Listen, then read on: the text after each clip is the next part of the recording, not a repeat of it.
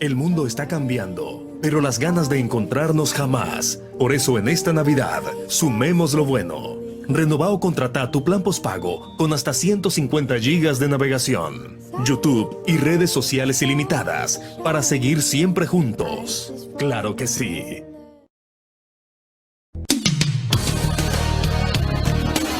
En contexto.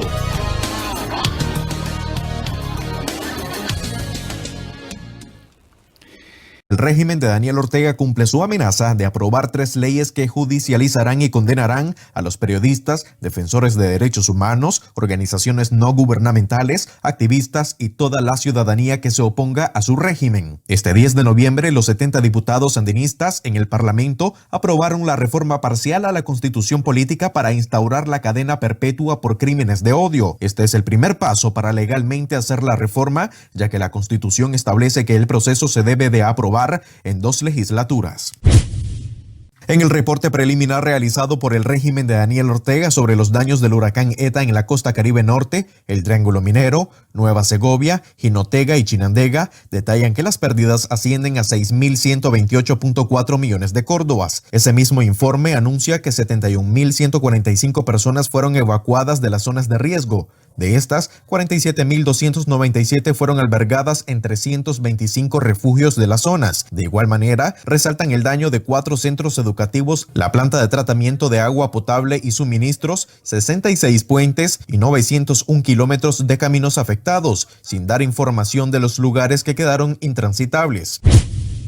Ante las recientes sanciones impuestas por el Departamento de Estado de los Estados Unidos contra el expresidente Arnoldo Alemán y su familia, quienes la mayoría de ellos ocupan cargos públicos en la administración del dictador Daniel Ortega, miembros del Partido Liberal Constitucionalista cerraron filas a favor de sus líderes. Ante este hecho, algunos movimientos sociales han decidido enviar cartas a la coalición nacional y solicitar un análisis sobre el caso del PLC y algunos de sus miembros que forman parte de dicha iniciativa democrática.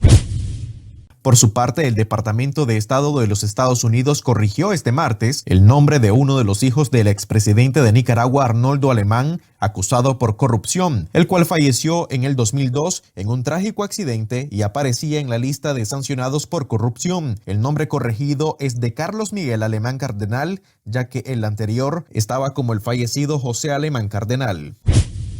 A nivel internacional, el Pleno del Parlamento peruano declaró la permanente incapacidad moral del ahora exmandatario Martín Vizcarra en el juicio político abierto contra él, que se produce 5 meses antes de las elecciones generales en el país. La llamada moción de vacancia fue aprobada con 105 votos a favor, 19 en contra y 4 abstenciones. La iniciativa fue impulsada por las acusaciones de corrupción contra el presidente por supuestos hechos acontecidos en su etapa como gobernador de la región sureña de Moquegua entre 2011 y 2014.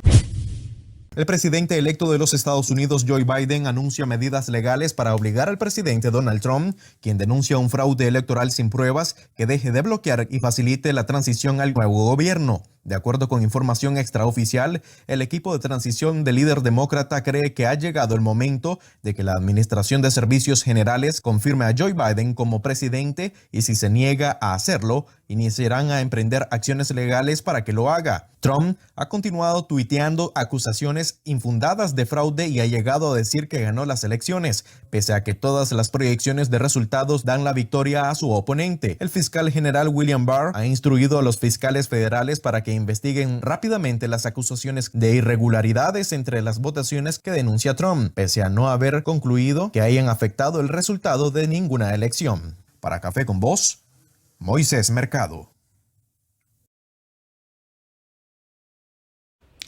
Gracias, Moisés, por ese resumen. ¿Se imaginan ustedes al pueblo de Nicaragua temblando de miedo, comiéndose las uñas y aterrorizado porque a Daniel Ortega, a su consorte Murillo y a los esquizofrénicos que siguen a estos rancios en el poder, se les ocurrió que ya en primera legislatura le dieron el visto bueno a la ley de cadena perpetua? Yo no veo al pueblo de Nicaragua haciendo eso. Y realmente lo que se demuestra es una ignorancia de cómo los nicaragüenses estamos en disposición de combatir, de pelear, de batallar por nuestras libertades. Se trata de una reforma constitucional al artículo 37 que incorpora el tema de los crímenes de odio. Los crímenes de odio en Nicaragua, hasta donde lo han querido vender la dictadura, tienen que ver con asesinatos crueles, ¿verdad? Violaciones a mujeres, a niñas, que se han utilizado vilmente para justificar esta decisión que es simplemente política porque busca cómo meterle miedo a los nicaragüenses azules y blancos que con toda razón y en base a la Constitución de la República reclaman cambios a una dictadura cruel, criminal, que ha procurado de cualquier manera aplastar estos derechos. Más adelante con Gonzalo Carrión vamos a estar tratando de irnos más al fondo con esto que de nuevo es una intención, una intentona más junto a la ley Mordaza, a la ley Putin, de meterle el cuchi-cuchi a los nicaragüenses y procurar que no haya más manifestaciones, que no haya más descontento y que se le haga creer al pueblo de Nicaragua en general y a la comunidad internacional que todo ha vuelto a la normalidad. Esto en un ambiente todavía enrarecido por lo que dijo Ortega el pasado domingo, en el que dice que hay un reencuentro, están buscando reencuentros con los sectores sociales y económicos para ver si se retoma la senda del 2017. Y bueno, ustedes ya saben más o menos por dónde anda la cosa. Más adelante estaremos hablando con Gonzalo Carrión sobre este paso que ha dado adelante el régimen de Ortega en su deriva autoritaria. Un crimen de odio que ustedes conocen es de odio porque está fundamentado en eso. Es el que cometió el paramilitar criminal Abner Onel Pineda Castellón, allá sí, en La Trinidad. ¿Se acuerdan? Esto fue el 19 de julio, cuando él iba en una caravana de enajenados, pasaron por un barrio, ¿verdad? Y ahí en ese barrio salió un muchacho de nombre Jorge Rugama que le gritó: ¡Viva Nicaragua libre! Este criminal, Abner Pineda Castellón, bajó del vehículo en el que iba con una pistola a sangre fría, le disparó en la cabeza y lo mató. Pues entonces, ayer conocimos que este señor Pineda Castellón fue encontrado culpable, pero no fue encontrado culpable de asesinato, sino de homicidio imprudente. Oiga bien, homicidio imprudente. El homicidio imprudente lo cometo yo si accidentalmente atropello a una persona y ella muere. Así en esa dimensión, para que ustedes grafiquen de qué se trata el homicidio imprudente. Ustedes ven homicidio imprudente, porque ¿cuál es la alegación de la defensa del paramilitar Abner Pineda? Que hubo un forcejeo y que la pistola se le disparó accidentalmente. Me meto la mano en la bolsa, como lo he hecho en otras ocasiones, y ya saben qué hago. Esta, dijo Mena, ¿verdad?, de creer semejante falsedad. Los testigos, y sobre todo la mamá, ¿verdad?, de Jorge Rugama, Rizo, de 42 años.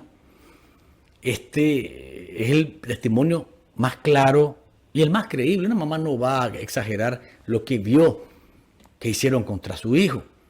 Y lo más indignante de esto es que estamos hablando de una pena de entre 1 y 5 años de prisión. Oiga bien, por haber asesinado. Esto es un crimen de odio. Eso es un crimen de odio.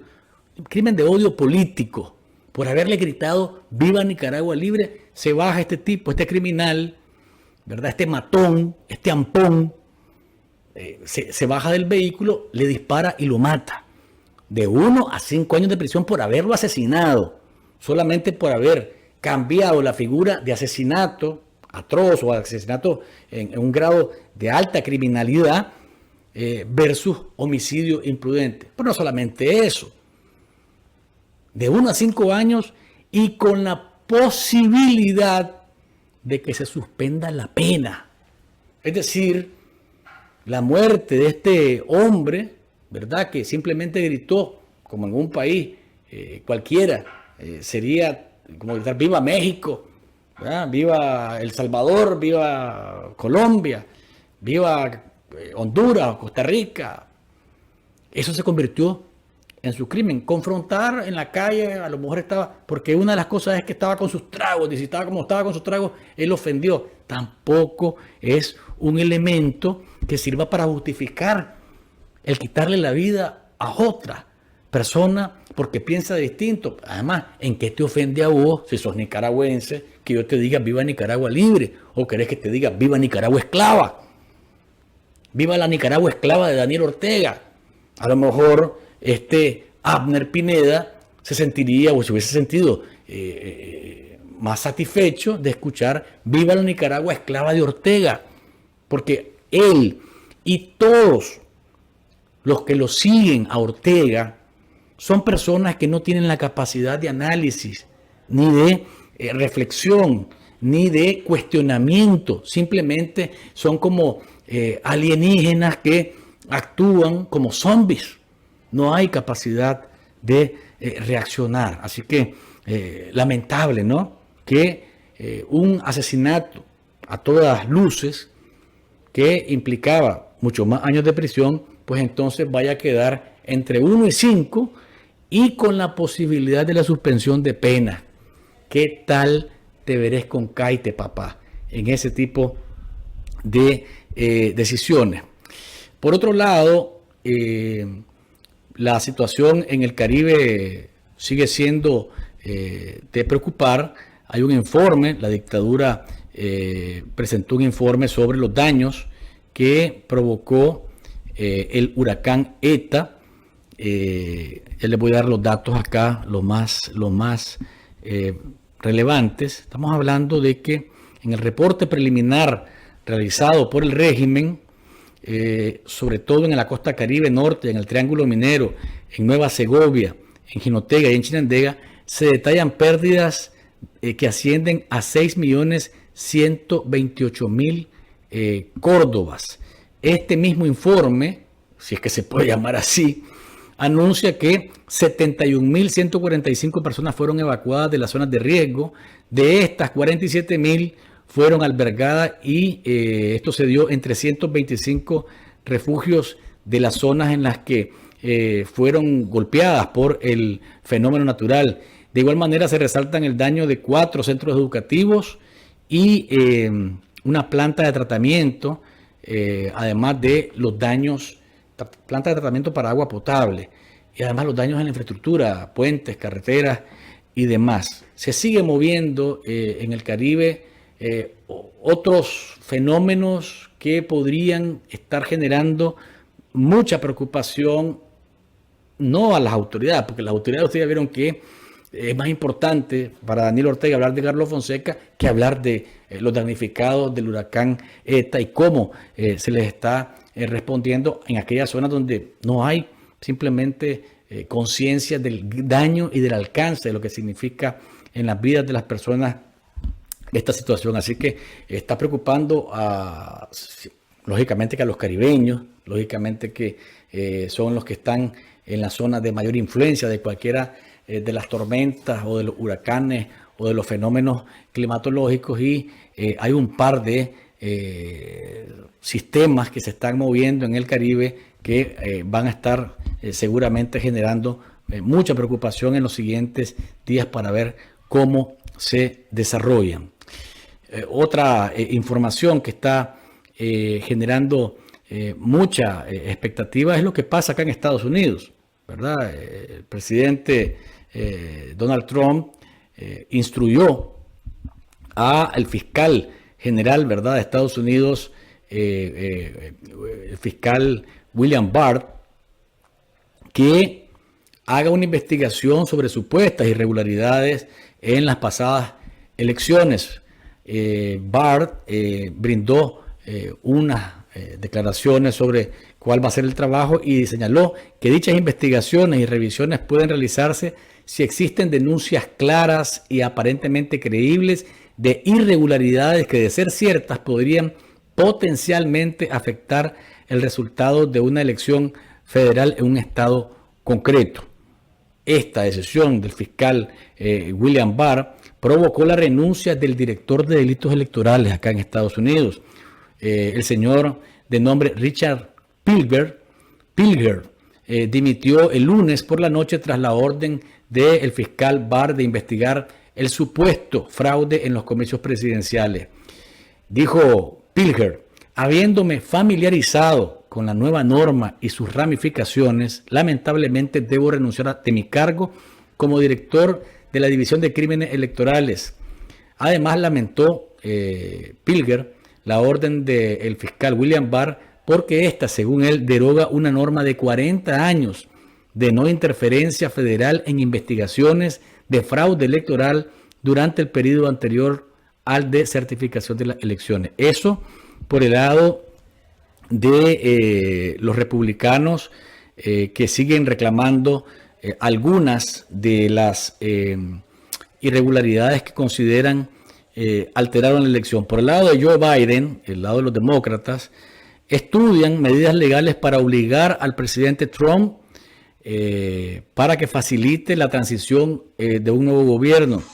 Según medios locales, el equipo de transición de Trump cree que ha llegado el momento de que la Administración de Servicios Generales confirme rápidamente a Joe Biden y Kamala Harris como presidente electo y vicepresidente electa. Y si se niega a hacerlo, emprender acciones legales para que se logre alcanzar esto. La agencia la Administración de Servicios Generales es un organismo que depende del gobierno y cuya certificación rutinaria del ganador de las elecciones permite al equipo del presidente electo acceder a recursos y a las agencias gubernamentales para preparar la transición. Y esta se ha negado a hacerlo ante la insistencia de Donald Trump de no aceptar su derrota electoral. Es decir, seguimos en la incertidumbre de qué es lo que va a ocurrir en Estados Unidos sobre las elecciones, con un presidente que sigue orientando investigaciones y además acciones legales en estados donde él considera que le han hecho fraude, y por el otro lado ya los demócratas creyendo que se debe activar acciones para que el proceso de transición se dé de la mejor manera y sin mayores sobresaltos. Se destituyó en Perú al presidente Martín Vizcarra. El Parlamento del Perú decidió por mayoría, el 80%, imagínense ustedes, los diputados terminaron votando por que Vizcarra abandone el poder, y esto por incapacidad moral. Lo acusan de corrupción en proyectos de la comunidad o el sector de Moquegua, que era donde él se destacó como un funcionario público, y le han detectado el periódico El Comercio del Perú sobornos por obras públicas. Es decir, de acuerdo a la investigación, si vos querías ganar una obra pública, tenías que darle sobornos a Vizcarra. Y recuerden que él era el vicepresidente de Pablo Kuczynski. En el año 2016, Kuczynski renunció a su cargo, Vizcarra asumió la presidencia. En el caso de Kuczynski lo vincularon a pagos de la brasileña Odebrecht, y en este caso, en el caso de Vizcarra, no es que esté vinculado a Odebrecht y su corrupción, sino a pagos de sobornos a lo interno del Perú a cambio de entregar concesiones para construcción de diversos proyectos en esa nación suramericana. En el caso del Perú es realmente increíble la cantidad de presidentes que han sido cambiados, que han renunciado. Uno de ellos se mató, Alan García, y ustedes ya han tenido la oportunidad, me imagino, de conocer esa historia, y por tanto es una turbulencia política la que se da en esa nación suramericana, que ahora acaba con la presidencia de Vizcarra, que no era de muchas luces que se diga, ¿verdad? descalificó la investigación del periódico, pero el Parlamento peruano ha decidido que hay suficientes elementos para declararlo imposibilitado moralmente. Votaron de 130 congresistas, 108 votaron a favor de sacarlo del poder, y por tanto ahora habría que esperar hasta abril para que se convoque a elecciones, abril del próximo año, y ver qué va a pasar con el gobierno del Perú. Va a asumir la presidencia, mientras tanto, el presidente del Parlamento, que fue el que encabezó prácticamente la petición de destitución de Martín Vizcarra. La corrupción siempre va a tener como resultado el repudio de los pueblos, sea de izquierda o sea de derecha, sea de arriba o sea de abajo, sea de Alemán o sea de Ortega. La corrupción es la misma, los ladrones son los mismos, lo que cambian son sus banderas, pero si son criminales, atracadores de no solamente del poder, sino de los recursos públicos, pues tienen que responder por sus acciones criminales en contra del erario. Es lo que pasa con Vizcarra, es lo que ha pasado con otros presidentes de América Latina. Así que veremos qué ocurre, y ojalá que se tome siempre lectura de lo que significa hacer fraudes en contra de los recursos de los pueblos de nuestra región. Voy a la pausa comercial y vuelvo con Gonzalo Carrión del colectivo de defensores de derechos humanos Nicaragua Nunca Más. Se ha aprobado la ley de cadena perpetua en primera legislatura. ¿Qué significa esto? ¿Qué respuesta puede haber del pueblo de Nicaragua ante esta intentona de apaciguarlo lo más que pueda? Hablaremos con Gonzalo más adelante en unos minutos sobre este y otros temas que tengan que ver con las leyes que ha aprobado Ortega para meter en miedo al pueblo de Nicaragua. Recuerde, sí, antes de esto, que usted debe tomar leche Centrolac, que sí es leche. La encuentra en pulperías, y en supermercados de toda Nicaragua. Recuerde que ahí está usted comprando un producto que lo llena no solamente en su sensación de que está bien alimentado, sino que le dé energía y le hace pasar el día muy sabrosamente. Así que su cafecito con leche, su pinolillo con leche, su arrocito con leche, todo lo que vaya a hacer con leche, que sea siempre con Centrolac, para que usted disfrute de la calidad de una buena leche. Voy a la pausa comercial y ya regresamos.